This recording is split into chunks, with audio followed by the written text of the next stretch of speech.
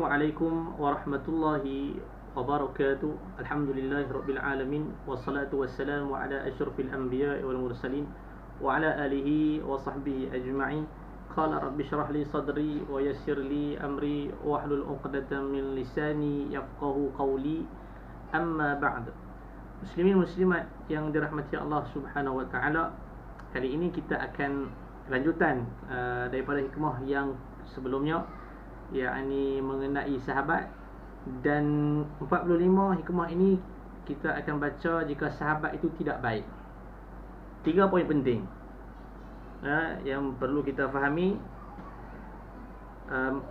Sebelum kita pergi kepada poin itu, saya akan baca matan dulu. Kadang-kala ada orang yang tidak baik, maka Allah memperlihatkan kepada anda kebaikan anda kerana persahabatan anda kepada orang-orang yang lebih jahat keadaannya dari anda.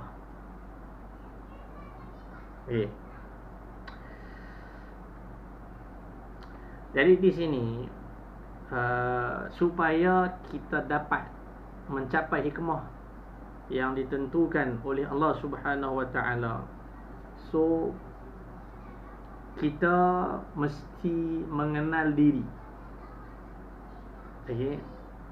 Siapa kita pada hakikatnya. Maksud mudah faham dia, kita kena scan diri kita ni siapa, baik lagi ke ataupun tidak. So nak tahu yang tu, cerita sahabat. Baik. Yang pertama, bila kita belum tergolong dalam golongan orang yang baik, artinya maksud yang belum baik di sini, walaupun kita mengerjakan amal ibadat yang banyak, kita tidak pernah tinggalkan ibadat, tapi keikhlasan hati itu masih belum sempurna, masih belum sempurna, maka kita masih disebut ketika itu orang yang belum baik. Orang yang belum baik. Maka justru wajib kita menyedari diri. Hang mesti sedar diri hang. Ini yang payah kadang-kadang orang nak buat. Tuan-tuan, kalau kita nak jadi orang baik, kita mesti akui kita punya kelemahan tu. Menyedari diri sendiri. Tujuan dia untuk kita baiki. Hasilnya untuk diri kita sendiri. Sikit demi sikit, sikit demi sikit. Semua orang ada silap, semua ada salah. So yang sebaik-baiknya itu dia scan dan dia baiki kesilapannya. Kalau dia tak baiki, dia takkan boleh naik kepada tingkatan yang seterusnya. Saya pernah sebut sebelum ni yang tu. Maka untuk dia menyedari yang dia mempunyai kesilapan, salah satu jalannya berteman dan bergaul dengan orang-orang yang baik. Nah, kita dah sebut dah itu. Baik. Satu. Yang kedua, pergaulan orang yang baik di sini terbahagi kepada dua bahagian. Ayat 2. Yang pertama, bergaul. Yang kedua, bergaul dengan orang baik terbahagi dua bahagian. Bergaul dengan orang baik ada dua. Yang pertama, pergaulan menyerah diri. Dan yang kedua, pergaulan dengan orang-orang baik ialah untuk dapat meniru mereka dalam segala kebaikan, untuk kita tiru dia buat baik tu, sama ada sifat peribadi atau jemaah. Pertama, menyerah diri, yakni bergaul dengan guru. Maksudnya kita ada guru kita. Guru, seorang guru besar. Di samping guru itu mempunyai pengetahuan yang banyak dan dia mengamalkan ilmunya, dia selalu menuntun manusia kepada jalan kebaikan. Dan guru itu mesti tahu penyakit hati yang ada pada kita. Alright? Itu dua. Kita bagi A dan B lah. Yang ketiga, kesimpulan dia. Baik, awas jangan sampai kita bergaul dengan orang-orang yang tidak baik. Iaitu hikmah yang ke-44. Hikmah yang ke-44, saya ada sebut, okay, kenapa kita disuruh memilih kawan yang melebihi daripada kita dalam bab tauhid, akidahnya dan juga amal ibadatnya.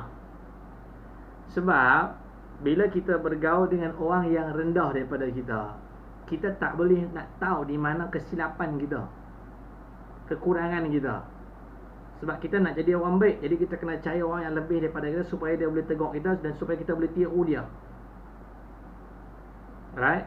Jadi bila kawan di bawah macam mana? Macam orang, macam saya buat contoh jenis yang orang bawah yang jenis pengampu. Okey. Hang salah ke hang betul ke, bila hang tanya dia, orang di bawah hang ni, dia akan kata hang betul saja. Kalau yang jenis kaki ampu ni, hang salah ke hang betul ke, dia akan kata hang betul. Nampak? Tu contoh lah. Tapi bila hang kawan dengan orang yang lebih daripada hang, so akan nampak diri hang masih kurang dan hang akan tiru dia. Dan kalau hang salah, kemungkinan dia akan tegur hang. Nampak? Kalau kawan yang sama level pun tak boleh juga. Kita nak tiru macam mana? Kalau kita tiru pun duduk tak kat tu jugalah. So kena cari yang lebih daripada kita. Itu tujuan. So kita cari sahabat yang tinggi daripada kita. Apabila kita bergaul dengan orang yang tidak baik, kesimpulan dia, maka berhati-hati jangan sampai kita bersahabat dengan orang yang akan merosakkan kita. Kerana orang-orang itu bukanlah memperlihatkan kekurangan kita pada tempat-tempat yang kita memang kurang. Dia tak akan bagi tahu di mana tempat yang kurang tu. Tapi selain menghina kita dengan menutup, selain dia menutup segala kebaikan dan keburukan kita juga diperlihatkan kepada orang-orang lain. Dia akan kata hang baik saja. Hang bagus sebab dia nampak kita lebih daripada dia. So macam mana dia nak kritik kita tu, macam mana dia nak komen kita, dia pun tak ada ilmu tentang tu. So kita akan rasa sentiasa baik lah. Boleh? Okay, kita akan rasa kita sentiasa baik saja. So macam mana nak up? Macam mana nak naik ke tingkatan seterusnya? So kena cari kawan yang lebih daripada kita. Tu pentingnya disebut tentang sahabat. Maka dengan demikian maka jatuhlah kita dalam lubang ujub dan terdamparlah kita dalam perasaan fata morgana, seolah-olah amal ibadat yang telah kita kerjakan sudah cukup. Itu akibat kawan yang sama dengan kita ataupun yang rendah daripada kita. Dan kita tidak berkeinginan lagi untuk menambahnya dan meningkatkannya, sehingga kita rasa dia asyik puji kita, so kita sehingga dia main rasa ujub tu. Dan sampai satu masa kita rasa tak payah naik lah, maka tak payah tambah amal sebab takat ni pun dah bagus. Apa bukti dia? Siapa kata bagus? Siapa yang kata tu? Orang bawah hang. Nampak? Tak boleh dijadikan dalil orang bawah hang. Sebab dia pun tak tahu. Na'udzubillah min zalik. Dia kata berlindung kita dengan Allah dari pergaulan yang demikian dengan segala akibat-akibatnya. Amin ya rabbal alamin. Wallahu ta'ala a'lam. InsyaAllah kita akan masuk pada hikmah yang seterusnya, pengertian banyak atau sedikit dalam amal. Okay. Mudah-mudahan Allah subhanahu wa ta'ala mengampuni segala kesilapan. Sebab daripada kita mendengar, mempelajari untuk menjadi orang yang lebih baik di sisi Allah subhanahu wa ta'ala. Semoga Allah mengampuni, Allah memberi kepada kita keredaannya, Allah bagi kepada kita keikhlasan yang sebenar. Terima kasih banyak tuan-tuan sudi menonton. Sekian, wassalamualaikum warahmatullahi wabarakatuh.